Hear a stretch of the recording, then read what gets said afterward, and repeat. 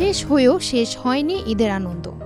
ঈদের দ্বিতীয় দিন থেকেই সাভারের বিনোদন কেন্দ্রগুলোতে উপচে পড়া ভিড় লক্ষ্য করা গেছে। সব বয়সী মানুষের স্বতঃস্ফূর্ত উপস্থিতি যেন উৎসবের আমেজকে আরও বাড়িয়ে তুলেছে।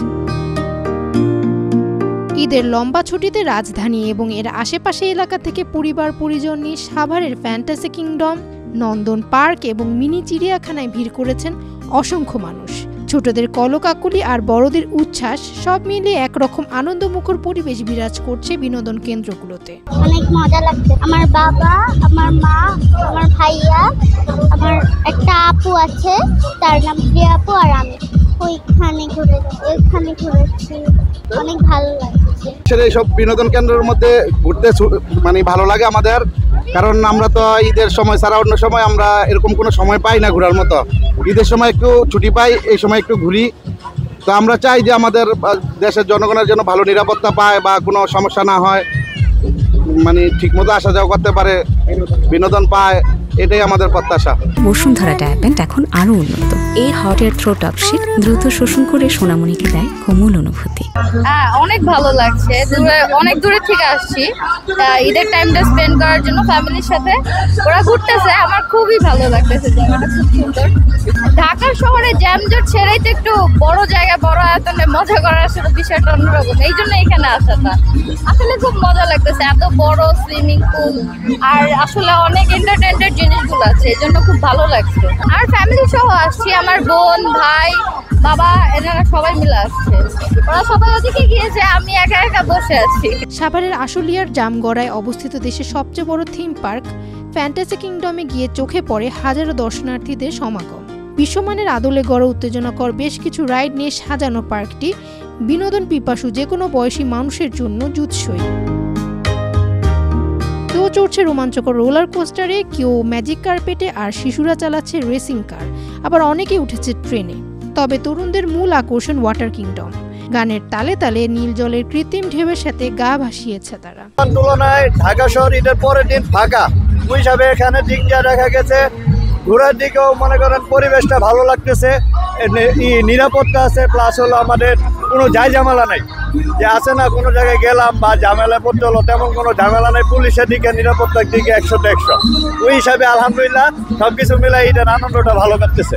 জি আলহামদুলিল্লাহ ভালোই লাগতেছে। পরিবারকে নিয়ে এসেছি ঈদে।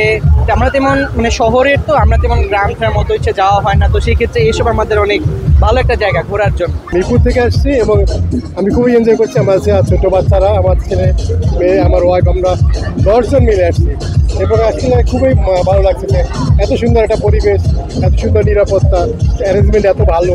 খুবই আসলে আমরা ইমপ্রেসড এবং আমরা এটা উত্তর বৃদ্ধি কামনা করছি। অনেক ভালো লাগছে এখানে এসে। সবচেয়ে বড় কথা হচ্ছে যে বেবিরা অনেক মানে এনজয় করতেছে, তো দেখে খুবই ভালো লাগছে। নিজেরাও খুব এনজয় করতেছি, ফ্যামিলি সবাই আসছে।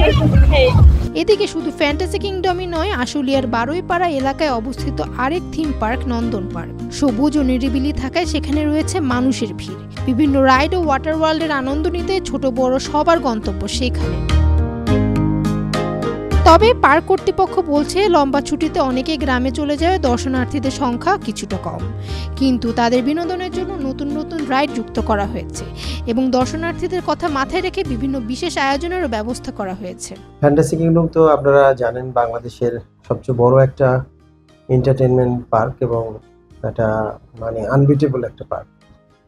যেহেতু ঢাকার কাছেই ফ্যান্টাসি কিংডম, খুব বেশি দূরে না, সেই হিসেবে ফ্যান্টাসি কিংডমে সবসময় আমাদের ঈদের পরে বেশ কিছুদিন উপচে পড়া ভিড় থাকে। কিন্তু এইবার যেটা হয়েছে সেটা হচ্ছে যে বৃষ্টির কারণে এবং দীর্ঘ ছুটি থাকার কারণে আমাদের রাস্তাটার অবস্থা খারাপ। দেয়ারবাই আজকে আমাদের গতবারের থেকে 50% লোক হয়নি।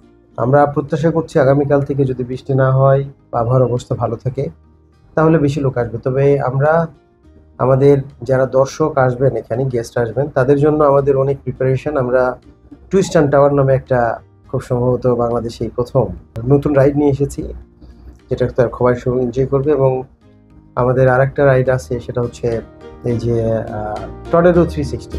দর্শনার্থীদের নিরাপত্তা নিশ্চিত করতে প্রশাসনের পক্ষ থেকে ট্যুরিস্ট পুলিশের কড়া নজরদারি বাড়ানো হয়েছে। অপ্রীতিকর ঘটনা এড়াতে এবং নির্বিঘ্ন বিনোদন নিশ্চিত করতে তারা সার্বক্ষণিক দায়িত্ব পালন করছেন। নিরাপত্তার বিষয়টা আসলে স্থানীয় লোক যারা এখানে বেড়াতে আসছে, পর্যটক বা ভিজিটার, তারা বলবে। আমরা চেষ্টা করতে সাধ্যমতো আমাদের সাধ্যমতো চেষ্টা করি যাতে এরা খুব সুবিধা মতো বা শান্তি নিরাপত্তার সাথে তারা আসে এবং আনন্দ করে এবং যথাযথভাবে ভালোভাবে বাসায় প্রস্তুতি করে আমরা চেষ্টা করি। Famiha Suhrawardy, Daily Sun. For more updates, follow us on Facebook. Subscribe our YouTube channel. Get the latest update on www.daily-sun.com.